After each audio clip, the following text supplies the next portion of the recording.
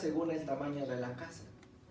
Pero casi siempre tenemos un lugar para allá y un lugar especial que puede ser la recámara o la cama o el sillón según el caso. Pero siempre hay significantes en nuestros espacios y cada vez que yo vengo aquí encuentro un significante, pero en ustedes, hermanos.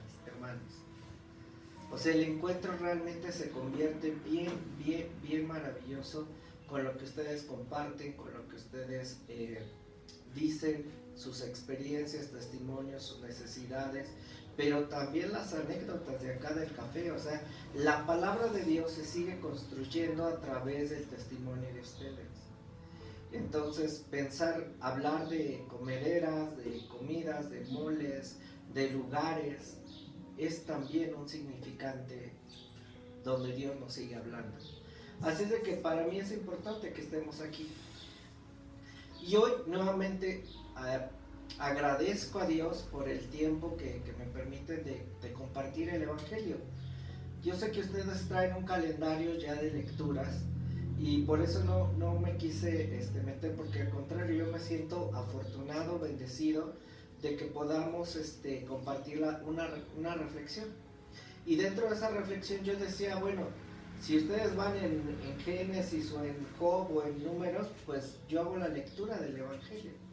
En las tradiciones ortodoxas sobre todo, se da el sermón y se hace la lectura del Evangelio, se explica el Evangelio. Yo dije, pues vamos a proponer esto, y como aquí el hermano Ángel, las pastoras no me dicen nada, que me dijeron que sí, luego me cargarán la mano, y el hermano Ángel desde hace añísimos me carga la mano.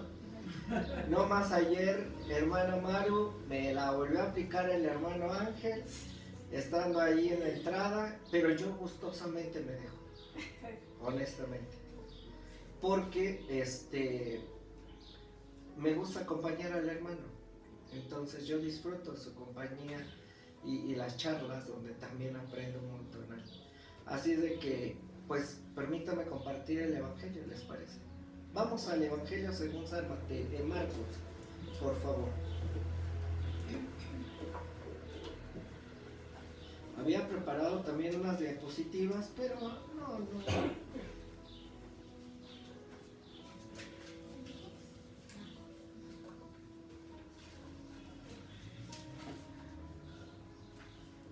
Falta que no abra ahora esto.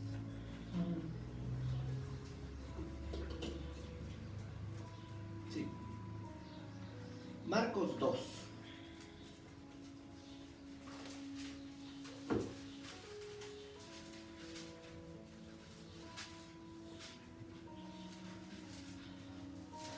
Y es un pasaje muy sencillo, muy pequeño,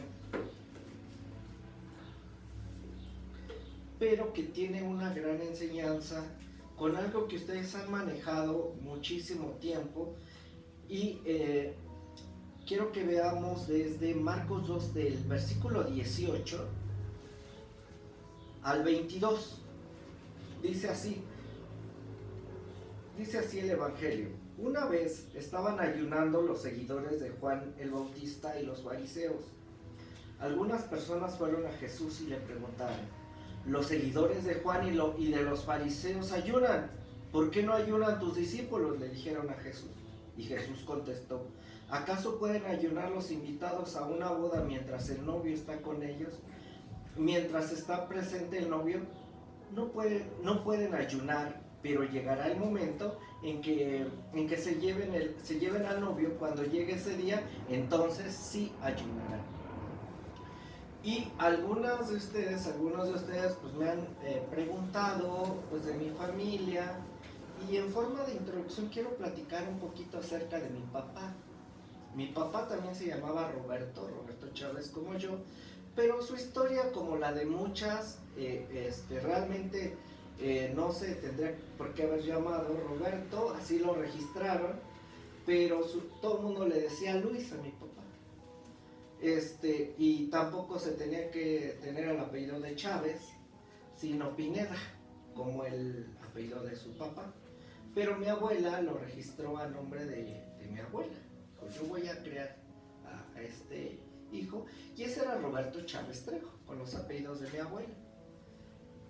Y así mi papá, así fue su nombre de registro, de pila. Pero mi papá empezó a tener algunas situaciones de salud muy joven. Mi papá muere a los 47 años. Y él empezó con una cuestión de páncreas, una cuestión también crónica degenerativa, muy joven. Pero mi papá en esa situación crónica degenerativa empezó a buscar ayuda, pues sí, con los médicos, empezó a buscar ayuda con los espiritistas, con los cristianos evangélicos, con los católicos. O sea, mi papá iba de aquí para allá y de allá para acá. ¿Y qué creen? Pues dentro de esas se llevaba a sus hijos. En esa búsqueda de mi papá por obtener salud. 10 años fue su situación de estar entre hospitales y muchas iglesias. Pero el tema tenía que ver con lo que mi papá tenía por creencia, así como los fariseos o los discípulos de Juan tenían creencias. A lo que hay un libro que se llama Creencias y Terapias, de dos psicólogos estadounidenses que se llaman Christian Frech y Frank Oliver. Estos dos psicólogos proponen que las creencias van a dar, por consecuencia, van a dar valores. Y esos valores van a dar hábitos, conductas. Entonces, dentro de las creencias de mi papá, tenía que ver con que le habían dicho a él, la creencia era que si él se portaba bien, que si él creía en Dios, que si él ayunaba, oraba, leía la escritura, hacía ayunos, penitencias, iba a Chalma, hacía el huevo todos los días y todo eso, pues iba a tener una recompensa. Y él se convirtió en una persona sumamente exigente, estricta en ciertas conductas, ¿sí? Que yo estoy seguro que él mismo podía llevar, pero a sus hijos sí se las imponía, ¿sí? Parece ser que estamos claros en eso, ¿verdad? Entonces, esa era como la cuestión de mi papá, y lo remito porque esas creencias se siguen transmitiendo hasta el día de hoy. Y a tal grado que la escritura dice que ponen cargas que ni ellos mismos las pueden llevar. Entonces, ese es el punto. ¿Por qué lo digo? Porque aquí está una escena bien interesante en el Evangelio. Le dicen a Jesús, oye, ¿por qué tus discípulos no están ayunando? Y Jesús dice, a ver, ¿qué pasa aquí? Y él dice, pues mira, los discípulos de Juan ayunamos, pero la ley que decía que se ayunara una vez al año. O sea, había una práctica de que en el Levítico 16 decía que una cuestión de expiación y todo esto, de purificación, tenían que ayunar una vez al año. Pero resulta que los discípulos de Juan ayunaban 3 veces a la semana. Sí, vamos viendo cómo es de que se va demandando, se va pidiendo más por una cuestión de expiación, de purificación. Pues si no me lavo, pues todavía me lavo más, ¿no? O si no quedé muy limpio, pues ahora le meto otra cosa para quedar más limpio. A esto, estos psicólogos le llaman, ahorita encuentro el título, ¿cómo le llaman los psicólogos? Es que había preparado diapositivas, discúlpenme, hermanos, también. Bueno, a esto le llaman un trastorno de coacción, con doble C, coacción. ¿Qué quiere decir esto? Les voy a leer qué significa. Perdónenme, es coerción. El trastorno de coerción. Dice, la coerción ocurre cuando alguien actúa libremente, que no actúa libremente, sino porque siente que será castigado, rechazado o condenado si no cumple con las exigencias y que esto va a llevar a un castigo y les impone miedo. Así que esto no es una simple doctrina, sino es un motor en prácticas. La coerción o el trastorno de la coerción, ustedes lo han manejado mucho porque el hermano Ángel ha hablado precisamente de los fanatismos. Las creencias de coerción imponen precisamente esta posición que si no nos portamos bien, ¿a dónde nos vamos a ir cuando muramos? Ah, pero si nos portamos bien, al cielo. no es lo. ¿Sí me explico? Entonces, si tú hablas en lenguas, en muchas iglesias dicen, entonces serás lleno del bautismo con el Espíritu Santo y entonces puedes tener un ministerio. O eres miembro en plena comunión. Y si no hablas en lenguas, por ejemplo, si tú no llegas temprano, entonces tú puedes participar, pero si llegas tarde no puedes participar. Y cuestiones así. A lo que precisamente desde la cuestión psicológica, esto se convierte en una patología donde las personas, como mi papá, nunca pues van a sentirse satisfechos con lo que hacen. Y ellos van a imponer cargas para que ellos puedan descansar un poquito, pero con todo y eso pues no se descansa. Siempre va a haber esa coerción. O sea, ¿de qué vamos a sanarnos? Pues también de ese fanatismo o de esa coerción. A lo que voy. Entonces yo me puse a ver, todas las religiones o todas las creencias han impuesto esta coerción, a lo que un historiador que él estudia las religiones comparadas, lo he mencionado mucho aquí, de Michel Liade, él dice que todas las religiones han tenido un papel profundo en la formación de la conciencia humana. Así que dice que él explica que las religiones antiguas se estructuraban alrededor de ritos de purificación, sacrificios y penitencias, prácticas mediante las cuales el ser humano buscaba acercarse a lo sagrado. Estas prácticas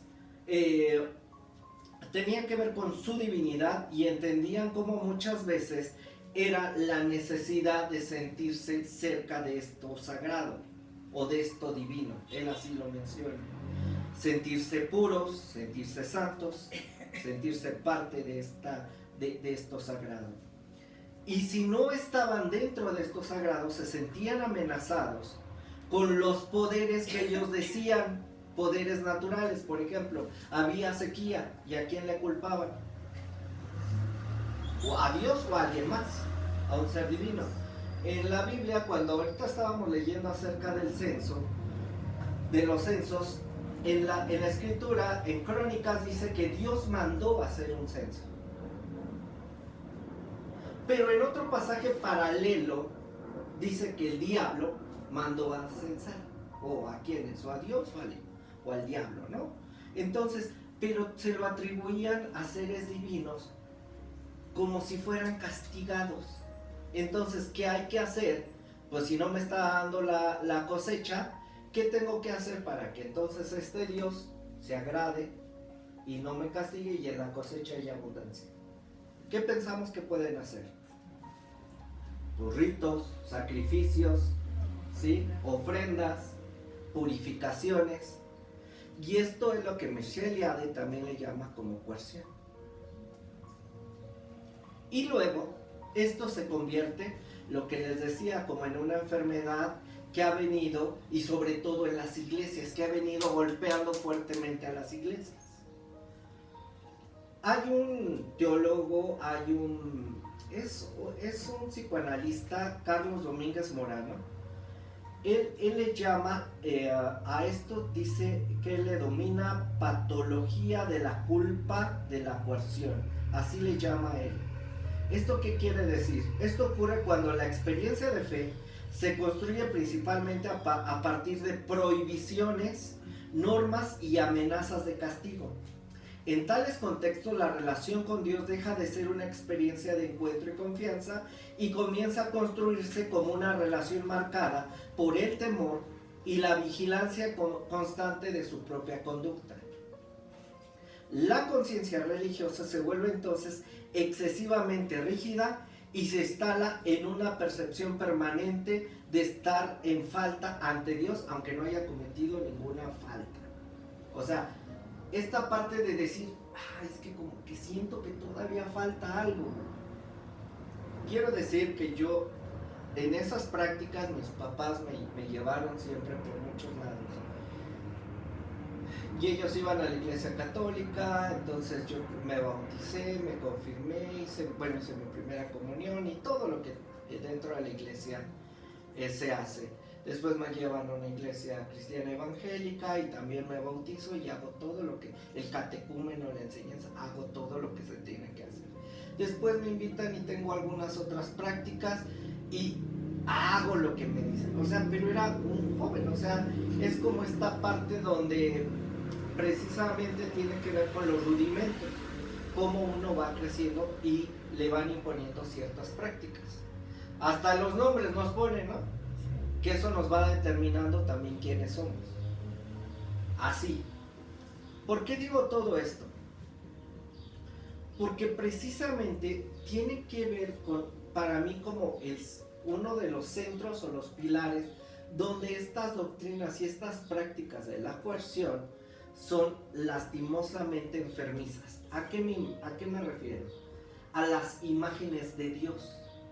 Y el hermano Ángel ha predicado mucho que hay que pedir pues también que perdonar a Dios, hacerle un juicio también a este Dios. Y a mí me ha encantado porque tiene que ver precisamente con esta posición donde nosotros tenemos imágenes de Dios. Solamente quiero que ustedes vean cómo le decimos, vamos a ver una imagen de Dios. Dios como Padre. ¿Y cuál es? Freud lo diría así, que la divinidad, los tótem, pues tiene que ver con la inmediatez que nosotros hemos tenido. Esto es, yo asemejo a Dios, Padre Dios, pues como fue mi Padre. Y si mi Padre fue ausente, por ejemplo, pues todavía le voy a llamar a Dios más y más a ver si es que Él me escucha y esperando a ver si me contesta. Pero si mi Padre fue duro, fuerte, entonces, ¿qué es lo que pasa? Pues Dios es un Dios fuerte y celoso. Y solamente lo quiero poner en un ejemplo, la imagen de Dios, a lo que acaba de suceder hace algunas semanas. La oración que hicieron con el presidente de Estados Unidos, muchos ministros evangélicos, y utilizaron el Salmo 5. Si ustedes pueden verlo, dice que los dientes de los perversos serán quebrantados. La salvación viene de Dios. ¿Y cómo es que utilizan este salmo para poner la figura de Dios? ¿Cómo va a ser este Dios? Pues que de los dientes de los malos van a ser quebrados, van a ser destrozados, y entonces por eso Él va, y en esta creencia, dice, pues esta ley que Él ha puesto, ¿sí? Pues vamos a traer paz al mundo, lo que cueste. ¿Y cuál va a ser su práctica? Esta noche va a ser la última que este pueblo va a estar con vida. Acabaré con este pueblo porque Dios va delante de nosotros. Vean, esa es una forma de entender el evangelio así. Pero parten desde una imagen. ¿Cómo ven a este Dios? Dios es un Dios guerrero, ¿no? Vean la imagen de Dios guerrero. Y si es un Dios guerrero, pues vamos a acabar ¿con quién? ¿Con quién tenemos que acabar? ¿A quién le tenemos que hacer guerra? En un lenguaje donde tenemos que construir paz en vez de guerra. Pero son las imágenes que utilizamos de Dios. Pues sí, la verdad es que sí. Necesitamos, pues, perdonar a esos dioses. Porque también hay otra forma de ser padre, o de la paternidad de Dios. ¿Y por qué no ver a Dios madre? O sea, ¿por qué no vemos la ternura de Dios? ¿O por qué seguimos diciendo Espíritu Santo cuando el término está en femenino y no decimos el Espíritu de Dios? ¿No? Por ejemplo, ¿por qué descuidamos y pensamos que esas figuras nada más se les atribuye a las mujeres y nosotros dentro de nuestra masculinidad decimos no, pues no, eso no es para nosotros, eso les corresponde a ellas? por ejemplo. Y estoy hablando de la divinidad, todavía no estoy hablando de la práctica ética que como iglesia pues podemos alcanzar a tener. Ahora, ¿cuál es la propuesta de este Jesús?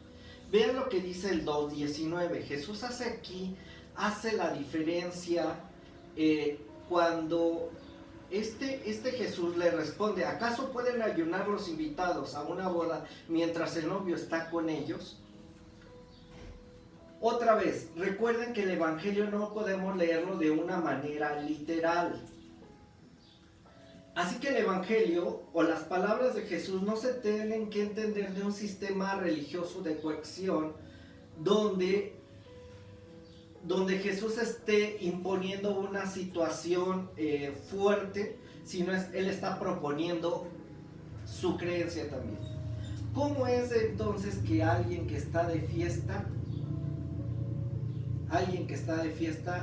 va a estar en ese momento de luto? O sea, ¿cómo puede ser? Y Jesús utiliza, más adelantito va a utilizar dos figuras bien importantes: los odres, las vasijas, con lo que se bebía, ¿sí? Y la tela, vestido. Que no juntes lo viejo con lo nuevo, porque en la tela pues, se puede romper, se rasga, se revienta, se encoge eso y pum, se va a reventar.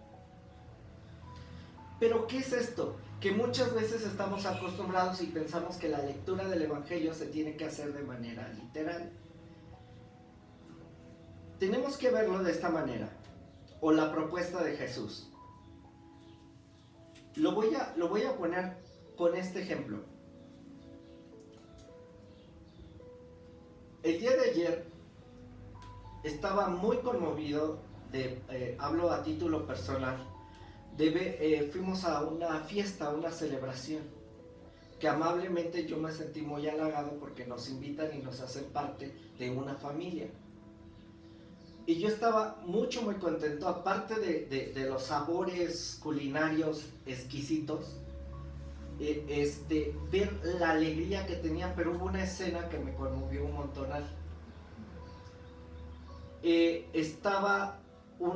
Llevan una bebita, ya después supe que era la hija de alguien que conocemos, de Aarón, y la ponen junto a la abuelita que cumple 100 años. O sea, esa escena, vean esa escena. Herencia de Dios son los hijos, las hijas. Vean esa escena, cómo es una situación nueva de esta niña que no sé, es bebecita, pero que soñamos nosotros en que va a ser alguien importante, alguien grande, si es que se cuida bien. Todo el mundo la estaba abrazando, todo el mundo la estaba cargando, pero era la misma escena que estaban teniendo con la abuelita. Todo el mundo la abrazaba, todo el mundo bailaba, todo el mundo la cargaba. O sea, yo ayer aprendí un montón, fue muy conmovedor. O sea, pensamos que esto es viejo, ¿no? Pues no. Esto nos está animando, es algo que nos está llamando a ver también por lo nuevo. Aunque ya es una abuelita de 100 años, pero también nos anima, nos está invitando con su sola presencia a ver a esta bebecita. ¿Sí? ¿Sí vamos ahí, hermanos? ¿Sí? Y por último, porque quiero terminar, con algo que he estado hablando constantemente. Dice el 19, seguimos con el 19 y 20. Dice: ¿acaso puede ayunar los invitados a una boda mientras el novio está con ellos? Mientras está presente el novio no pueden ayunar, pero llegará el día en que no lleven al novio cuando ese día, entonces sí ayunarán. ¿Qué pasaba aquí? Él pone la figura de una boda. ¿Qué hacemos en una boda? Llegamos a una boda, ya está la ceremonia, ya acabó la ceremonia, y después, ¿qué pasa? ¿A dónde nos llevan? A una recepción, y nos sientan en una mesa, y luego hay comedera, y luego hay baile, y luego hay bebedera, y luego hay risas, y luego hay fiestón. O sea, hay una gran celebración. Hace 15 días tuvimos una celebración y había una mesa aquí al centro. Vean. Y si vamos a un lugar, nos ponen mesas. Y si vamos a celebrar algo, hay una mesa. Y si vamos a hacernos novios, a hacernos esposos, ahí en una mesa. Entregamos el anillo, o bueno, yo lo entregué en una mesa, en una azotea, improvisé un anillo y ese fue nuestro anillo de compromiso de mi esposa y mío. Pero fue en torno a una mesa. Hay otro psicólogo de apellido Picasso que dice que la mesa tiene una carga simbólica. Y esa parte simbólica es la interpretación que nosotros le damos a la riqueza que puede existir. Ahí no nos están imponiendo, pues, cómo tenemos que comer. Ayer nos dijeron, pues, sírvanse lo que ustedes quieran. Pues ahí fuimos a servirnos. Y no me dijo el que nos servía, no me dijo, no, tú no comas eso, no, nada más es esto, y nada más te toca. No, en una boda hay libertad. No hay coacción. No hay una imposición para determinar qué tienes que hacer para agradar a este Dios. Entonces, termino con esto.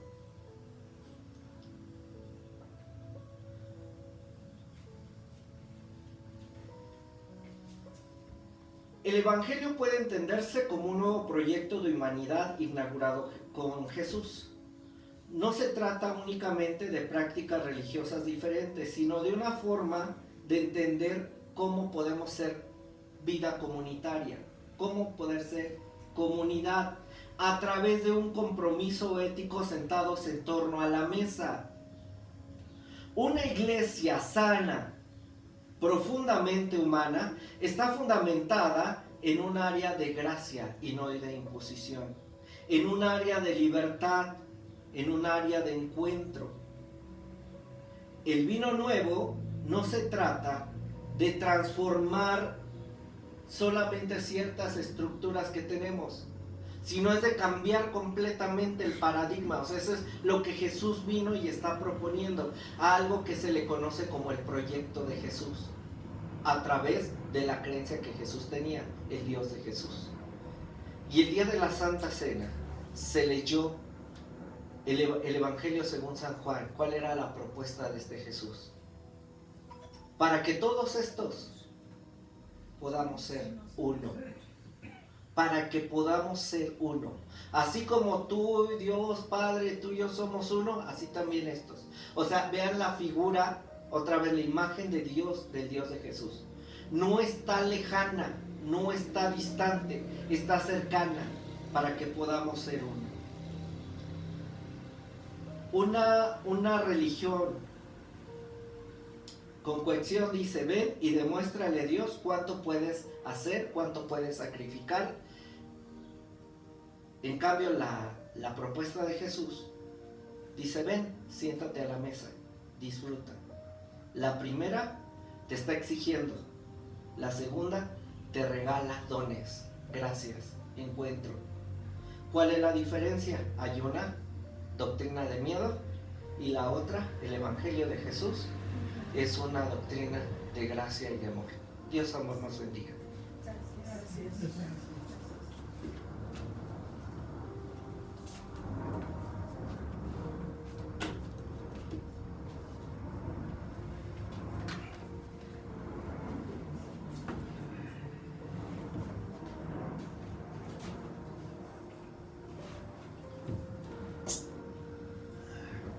Gracias, hermano. Hoy entiendo por qué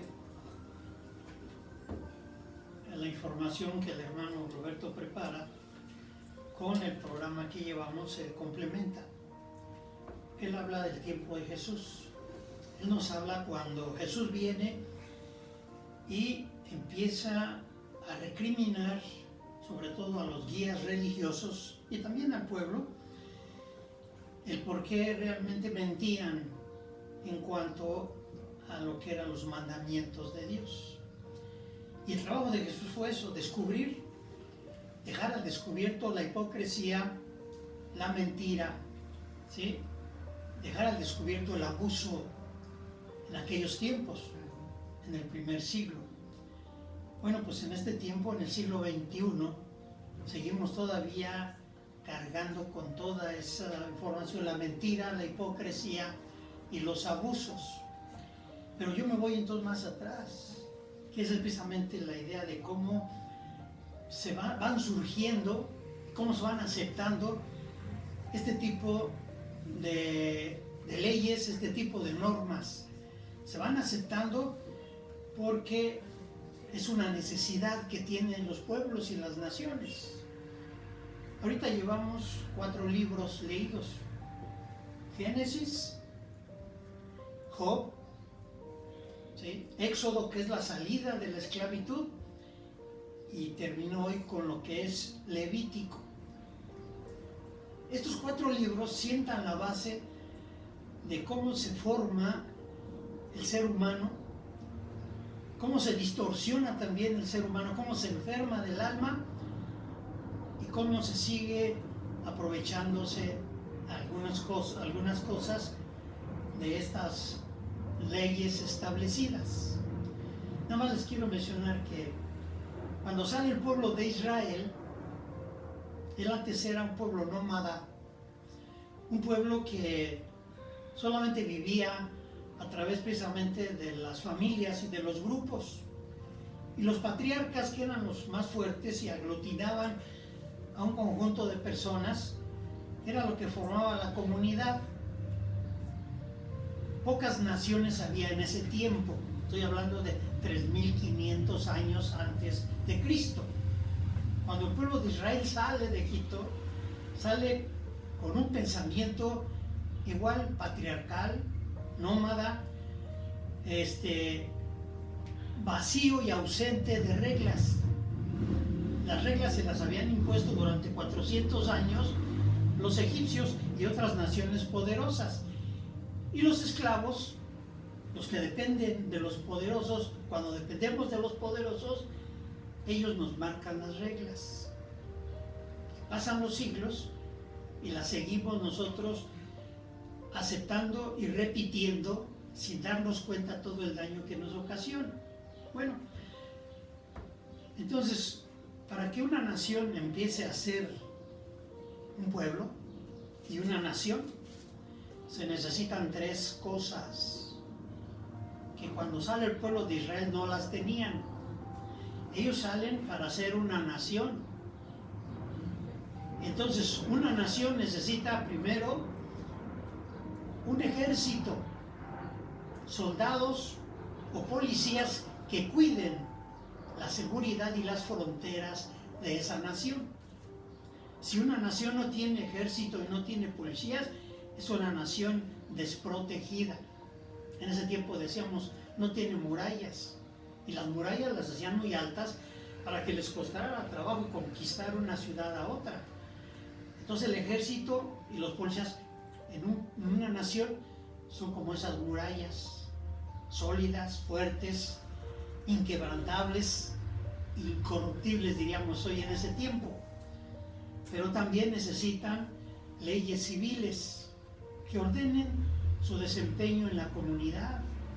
Porque antes quien los disciplinaba eran los soldados egipcios, y los castigaban y los mataban si no se portaban de acuerdo a sus leyes. Pero ellos ya salen y hacen sus propias leyes, lo que hoy le llamamos una constitución.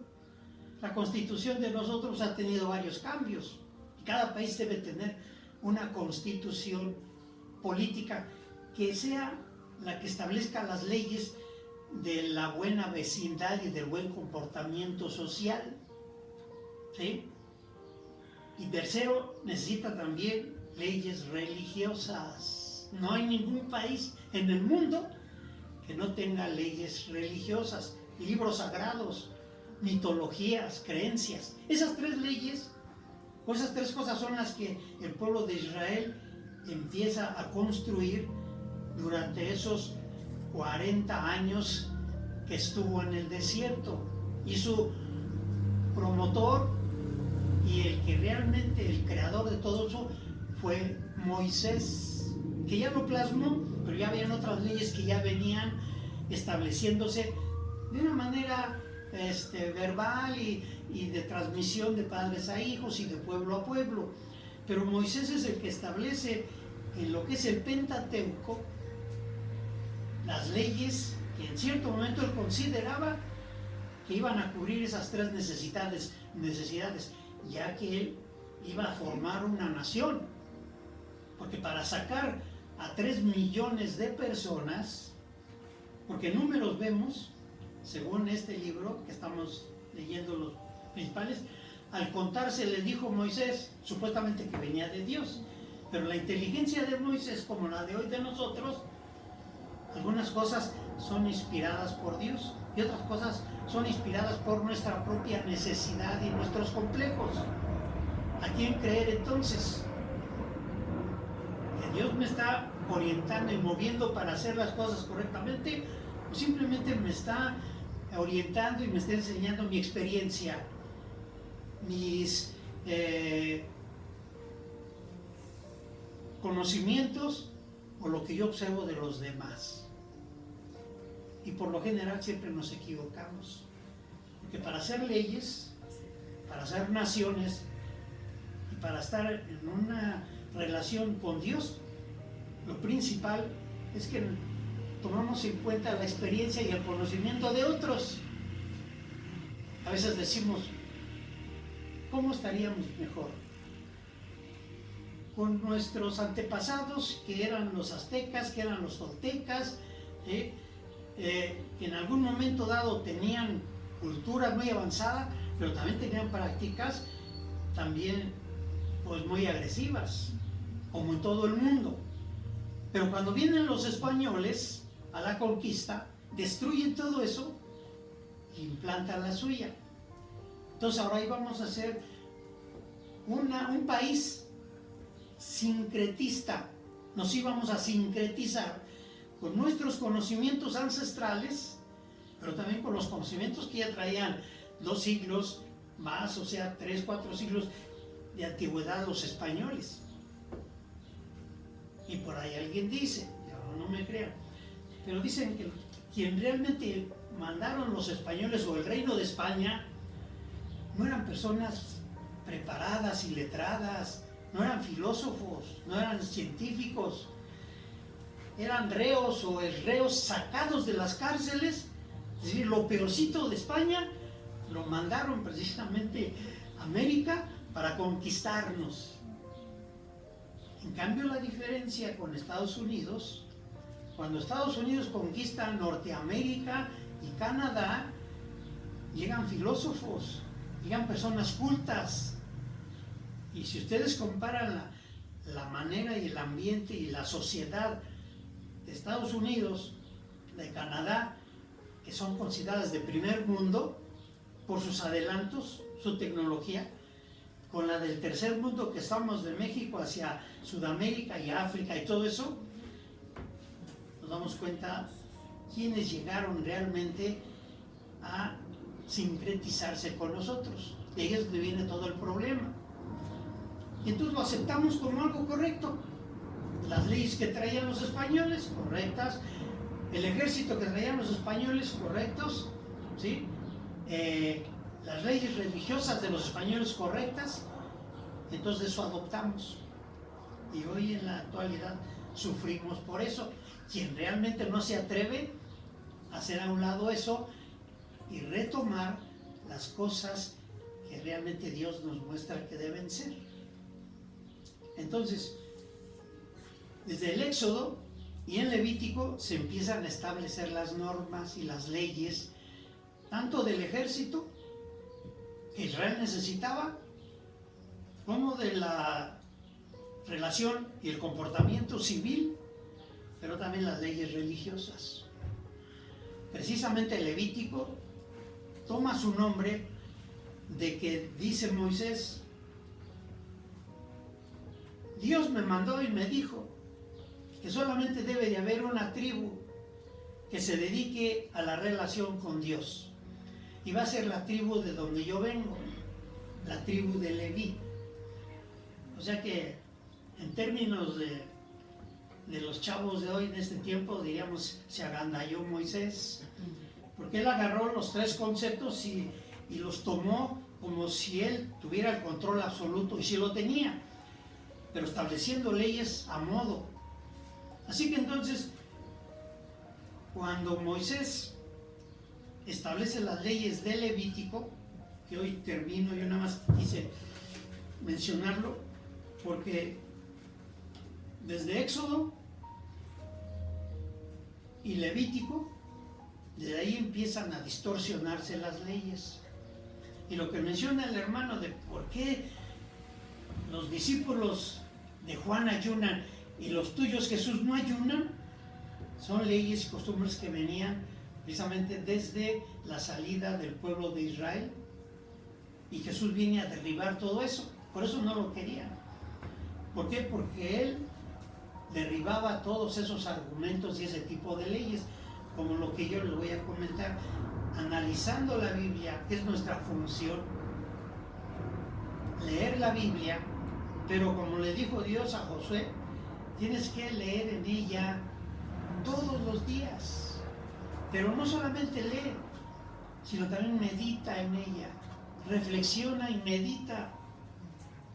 Pero a veces ni leemos bien, o medio leemos, a veces ni reflexionamos, y mucho menos meditamos, que ese es lo más trabajoso que existe para el ser humano, meditar. Meditar es la clave. Precisamente, cuando se hace eso, se contempla el reino de los cielos desde un enfoque diferente. Y por eso Jesús decía, el reino de los cielos está entre ustedes. Cuando aprendan a leer, a reflexionar y a meditar, porque entonces la verdad estará con ustedes y conocerán la verdad, y la verdad los va a hacer libres. Todo eso tenemos que saber desde dónde viene. Por eso yo quiero siempre agregar unos minutos más a lo que el hermano dice. Él ya está en los evangelios, él ya está, ese tipo de trabajo que tuvo que hacer Jesús, pero es el trabajo que hoy tenemos que seguir haciendo. Porque repito, somos sucesores, continuadores de la obra de Jesucristo, si es que entendemos lo que es ser cristiano.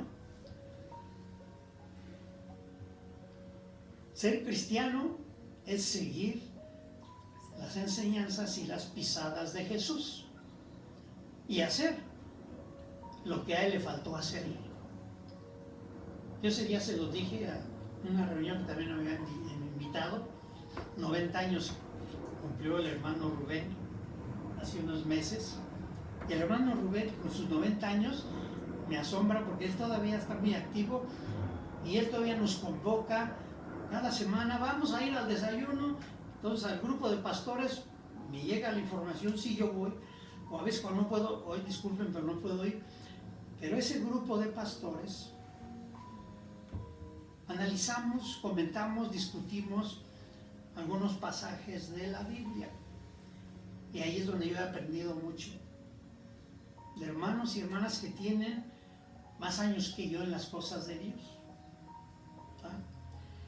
Entonces les dije yo ese día que conmemoraban la celebración de los 90 años del hermano Rubén, les dije, yo le agradezco al hermano Rubén porque él está haciendo cosas que Jesús no pudo hacer. Entonces vi cómo las expresiones de los pastores viejos, antiguos, que decimos son conservadores, se asombran. ¿Cómo va a ser posible que el hermano Rubén haga cosas que Jesús no pudo hacer? Y les expliqué por qué es eso.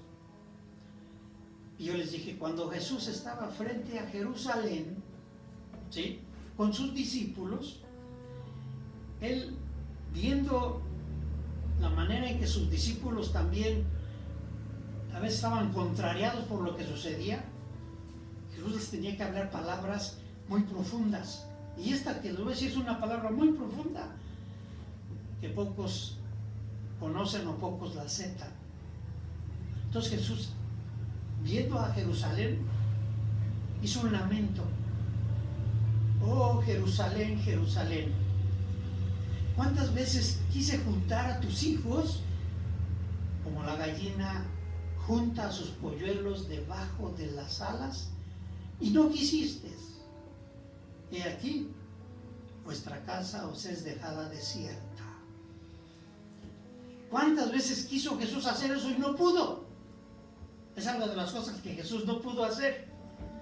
Andaba predicando, iba a Jerusalén, juntaba a los 7 grupos o 6 grupos que había en ese tiempo, escribas, fariseos, celotes, herodianos, esenios, y los quería juntar y no pudo Jesús, porque cada quien lo separaba su religión, su manera de pensar y su sociología o su cosmogonía.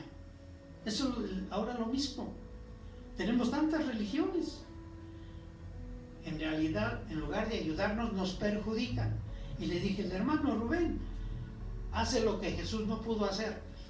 Porque cuando vamos a los desayunos, junta a un bautista, junta a un presbiteriano, junta a un metodista, junta a un testigo, junta esto, y a un judío, y a mí en lo personal, que en cierto momento yo les digo, yo soy ecléctico. Entonces, ¿y eso qué es? Igual que Jesús. Ser ecléctico es tomar lo mejor de cada una de las enseñanzas y centrarlas y elevar cada vez más el conocimiento de uno. El eclecticismo es una cosa que Jesús usaba. Jesús aprendió de Moisés, aprendió de David, aprendió de Josué, aprendió de Samuel, aprendió de muchos, y juntó, y su evangelio lo plasmó de una manera ecléctica. Pero hay quien rechaza y dice, no, solamente esto. Todos lados hay sabiduría. Lo importante es que se debe de juntar. Solamente voy a mencionar 2, son 5. Analizando el libro de Levítico, o sea, de los ordenamientos de unas reglas, tanto para manejarse en lo civil como en lo religioso, ahí es donde empieza el conflicto fuerte. Y voy a ver, hoy no les dio porque me falló la máquina, ya no hay que confiar en la inteligencia artificial, porque esas máquinas ahora se me revelaron y ni me dio tiempo de sacar. Pero vamos a ver, por ejemplo, lo que nos dice Levítico 18:5. El libro de Levítico 18:5.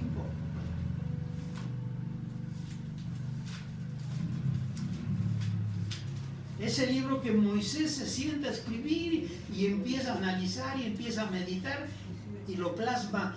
¿Qué leyes religiosas tenía que establecer como un orden para el pueblo de Israel desde que salió de Egipto? Que a la fecha, Levítico 18:5 dice, 18:5,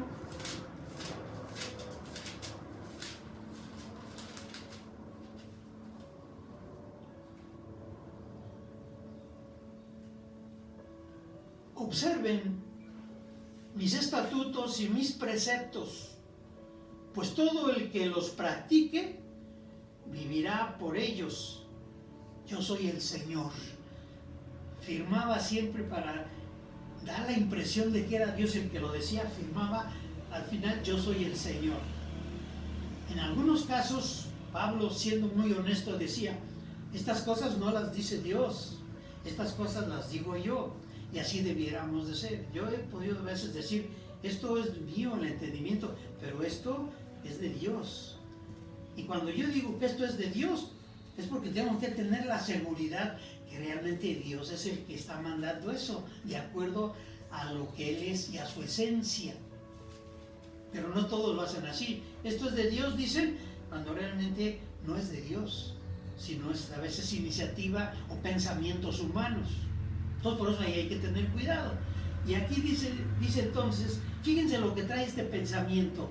Después de que dicta leyes, dice, observen mis estatutos. Ahí es donde quiero que ustedes aprendan a reflexionar. ¿Qué impacto trae en la mente de una persona, en el alma de una persona, cuando el líder que está ahí empieza a leer y dice, observen mis estatutos que les estoy dando, ¿sí? Y mis preceptos? Pues todo el que los practique vivirá por ellos. Yo soy el Señor. Lo que decía el hermano. Si haces esto, te va a ir bien.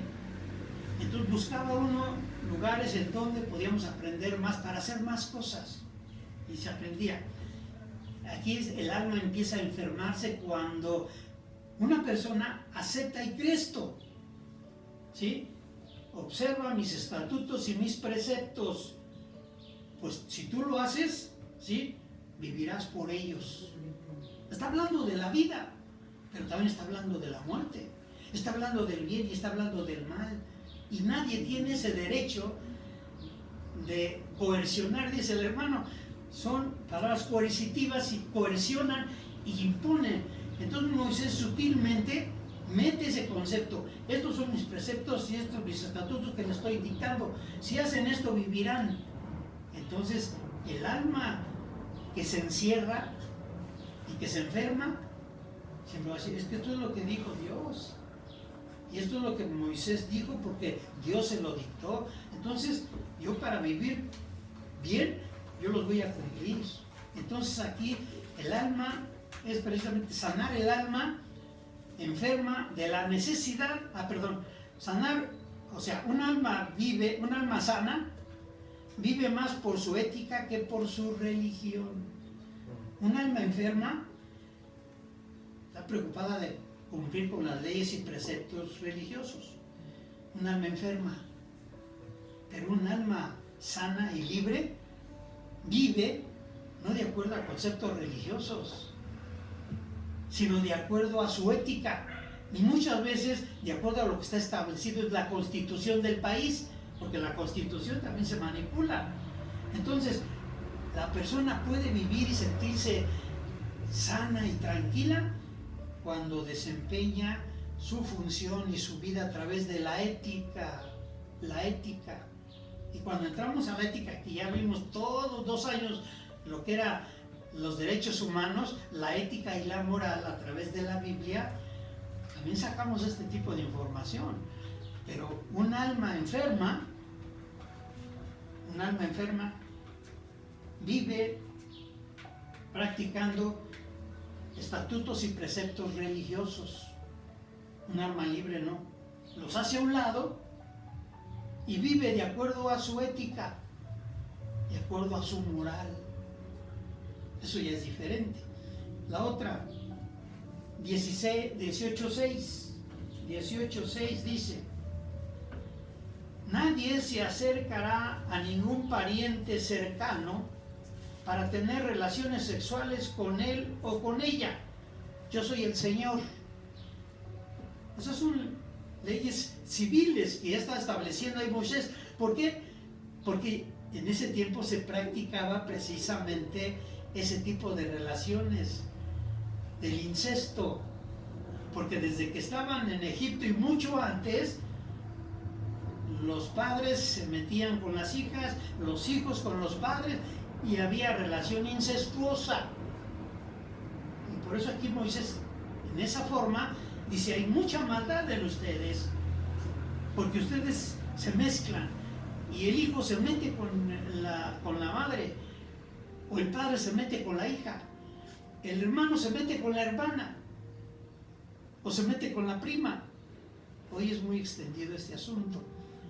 Está las almas están enfermas en el mundo, porque en las familias esa práctica es muy extendida. Se mezclan a veces el hijo con la madre, o la madre con el hijo. Es sorprendente, pero es así.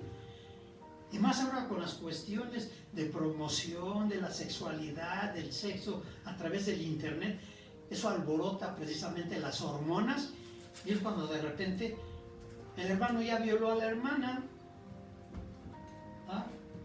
La mamá ya se metió con el hijo, o el papá se metió con la hija, o el hijo se metió con la madre, o la hija con el padre.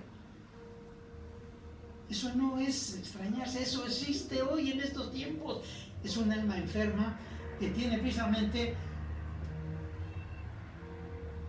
relaciones, o necesidad de relaciones incestuosas. Y eso trae como consecuencia defectos, ¿sí?, físicos. Hay que saber que esa situación nos tiene que hacer entender sobre una enseñanza familiar en cuanto a pláticas, relaciones. En algún momento dado podamos estar nosotros a veces viendo lo que pudiera ser cerca de nosotros o de las familias, pero es el incesto que desde ese tiempo, saliendo Moisés de ahí, dice: les voy a establecer leyes para que no se metan entre familiares. Y entonces por eso les prohíbe: nadie se acercará a ningún pariente cercano para tener relaciones sexuales con él o con ella. Entonces, sanar el alma precisamente de esa enfermedad de relaciones incestuosas. El otro, Levítico 18:22. 18:22 dice: no te acostarás con un hombre como quien se acuesta con una mujer. Eso es una abominación. Ya desde ese tiempo, 3500 años antes de Cristo, sale del pueblo hebreo de Israel y ya se practicaba eso, inclusive mucho antes. Cuando Abraham supuestamente de Sodoma y de Gomorra, ese tipo de relaciones. Pero aquí el asunto es cómo meditar y reflexionar sobre este asunto. Médicamente ya se los he explicado. Yo no soy médico, pero los conceptos que he entendido de ellos y que lo han explicado, lo que implica ser homosexual. Mientras uno lo considera, como aquí decía Moisés, es una abominación, la palabra abominación la deja Moisés en la mente de las personas de aquel tiempo y las de hoy, como si fuera algo pervertido, algo perverso, algo fuera de la naturaleza. Y todo hasta la fecha así se enseña. Si tu hijo o tu hija tiene esa tendencia, es mejor que le des atención, porque está en pecado o está con una enfermedad y eso no lo aprueba Dios. Y todo eso en este siglo XXI, desde ese tiempo, cuando dice Moisés, porque es una abominación, dice: eso es abominable. Yo he visto personas, pastores de mucho conocimiento, que se retiran cuando cerca de ellos llega una pareja de homosexuales, mejor se van y se hacen a un lado. Yo los he visto. Repudian a esas prácticas, cuando esa es una relación normal, de acuerdo a los genes que se heredan. Y si a alguien hay que echarle la culpa de por qué es homosexual, pues hay que ver la relación que tuvieron entre el padre y la madre, porque ahí hay una combinación de los genes X y de los genes Y, ¿sí? Ahí es donde esa combinación hace que algunos de los hijos tengan una tendencia más femenina, aunque sean hombres, o que tengan una tendencia más masculina, aunque sean mujeres. Pero eso ya se explicó médicamente, pero religiosamente Moisés lo condena como una abominación. Cuando el alma está enferma, cuando vemos a estas parejas como si fueran abominación o como si fueran un pecado, ¿sí?, hacia Dios. Eso es precisamente sanar el alma. Un alma sana no condena ni abomina a grupos LGBTIQ+. Un alma sana no los abomina. Cuando yo estuve enfermo, hace 50 años, a lo mejor sí los abominaba porque yo tenía también ese pensamiento, pero en la medida que reflexiona uno y medita y entiende las cosas, entiende uno que esa es una práctica normal de acercamiento de acuerdo a ni siquiera una preferencia, sino a una orientación. Es que él prefirió esto con ellos. No, viene más atrás, viene de la orientación que nace desde que somos engendrados. ¿Ah? Si yo hubiera sido una persona o un hombre, como ahorita me ven ustedes, que estuviera yo cargado más de los genes, se puede decir, de los Y, entonces mi habla, mi forma de actuar, mis movimientos serían femeninos. Entonces me aborrecerían y me abominarían muchos y muchas. Pero es porque sufrí yo o sufro una carga más genética de X o Y. Y esa es la explicación científica. La de Dios es exactamente tu hermano, ¿sí?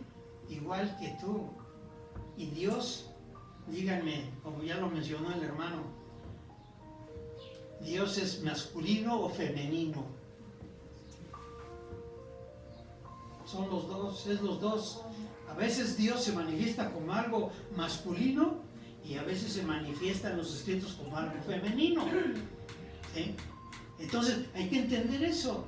Entonces, si somos imagen y semejanza de Dios, de ahí también venimos y vienen muchos de nuestros conocidos o familiares que practican precisamente y en su orientación pues se casan hombre con hombre y mujer con mujer.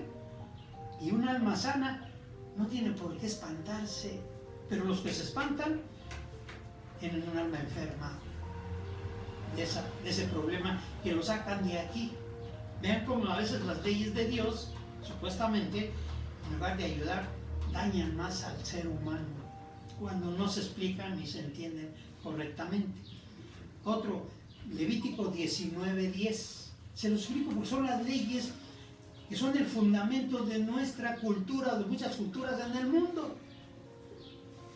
En Oriente Medio matan a los lesbianos, matan a los homosexuales, en Rusia los encarcelan, en China igual. O sea, de ahí todavía son más extremistas en ese sentido.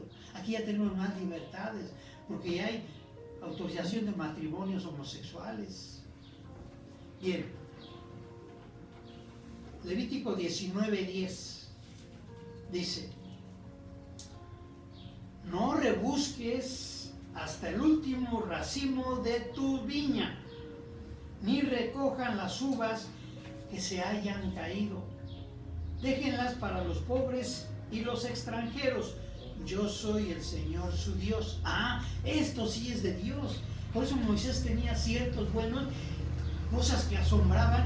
Y este punto, digo, cuando tú siembres, ¿sí?, no recojas toda la cosecha, porque tú eres una persona que tiene bienes, que tiene tierras, que tiene recursos para sembrar y cosechar, pero hay muchos hombres y mujeres que son pobres. A ellos tienes que dejarles una parte de tu cosecha. No rebusques todo, tienes que dejar parte para ellos. Y eso es lo que hoy en la actualidad, ¿sí?, también tiene que meditarse.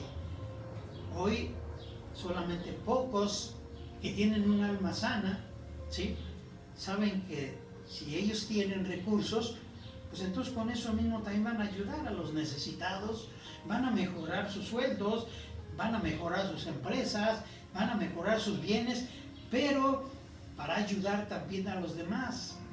Ahora, con este concepto y esta ley, nunca habría pobres en el mundo, porque quien tuviera más, compartiría con el que tiene menos. Pero hoy en este tiempo no. ¿Sí? Hoy al hambre o el hambre la usan como arma de guerra. Que se mueran de hambre, que se mueran de sed, no importa, más rápido yo conquisto ese país. Que ese es el ejército que Israel ahora está poniendo como si fuera este ejército que conquistó precisamente la tierra prometida, para devastar, para acabar y asesinar y matar y destrozar a hombres, mujeres y niños. hoy en este tiempo están replicando lo mismo. Pero lo aprendieron así porque ese fue su ejército que Moisés construyó desde ese tiempo. No nos extraña que lo tienen, pero nosotros que buscamos ser diferentes, tenemos que considerar tener un ejército adecuado y leyes que beneficien a las personas. Y que no solamente quede en una ideología, sino que realmente se haga y se busque ayudar a los más necesitados. El último, Levítico 19:18. 19:18 dice: no seas vengativo con tu prójimo, ni le guardes rencor. Ama a tu prójimo como a ti mismo. Yo soy el Señor. ¿Por qué esto es de Dios? Porque Jesús lo dijo. Ama a tu prójimo como a ti mismo. Ya lo había dicho Moisés en ese tiempo. ¿Y de dónde sacó Jesucristo esa sabiduría? Pues de Moisés, de unas palabras. No seas vengativo con tu prójimo, decía Moisés, ¿sí? Ni le guardes rencor. Ama a tu prójimo como a ti mismo. Yo soy el Señor. Estas son las cosas. Dice, sanando el alma enferma, ¿sí? Porque hay muchos que no ayudan al prójimo, sino se vengan de él. Sanando el alma enferma que solo vive para dañar y matar a su prójimo. Hoy en este siglo estamos viendo la crudeza y la realidad de los que son enfermos mentales. Tienen su alma enferma, su mente enferma, ¿sí? ¿Por qué? Porque no les interesa matar niños, ancianos, jóvenes. O sea, por eso dice uno, ¿quién está gobernando el mundo? 4 personas están gobernando y decidiendo ahorita por el mundo. 4. Enfermos todos, ¿sí? Donald Trump, enfermo, porque él dice que es cristiano, pero es cristiano de lo que sería la doctrina y la enseñanza, ¿sí? Conservadora y legalista de la Biblia. Como se dice, lo que él dice es porque Dios lo acompaña en sus guerras, que lo han dicho muchos otros. El otro precisamente es Benjamín Netanyahu, nombrado por Donald Trump como Bibi, de cariño. O sea, Donald Trump y el famoso Bibi son los que ahorita están mostrando ese tipo de crueldad, de dañar y acabar con su prójimo. Y Moisés lo estaba diciendo, ama a tu prójimo como a ti mismo, pero esto lo hacen a un lado. Y ellos utilizan esa otra forma de creer en Dios para tener mayor poder y mayores ventajas. Y los otros dos, ¿sí? El ruso que es Putin, Vladimir Putin, haciendo la guerra también, y Zelensky, enfrascados en una guerra fratricida, involucrando al mundo. Almas enfermas que no les interesa en lo absoluto el prójimo ni amarlo, sino destruirlo. ¿Desde dónde viene esto? En Levítico. Por eso la Biblia no es como para ignorarla, sino es para entender de dónde viene cada una de estas formas y estas prácticas. Dios les bendiga, hermanos. Nos vemos la próxima semana.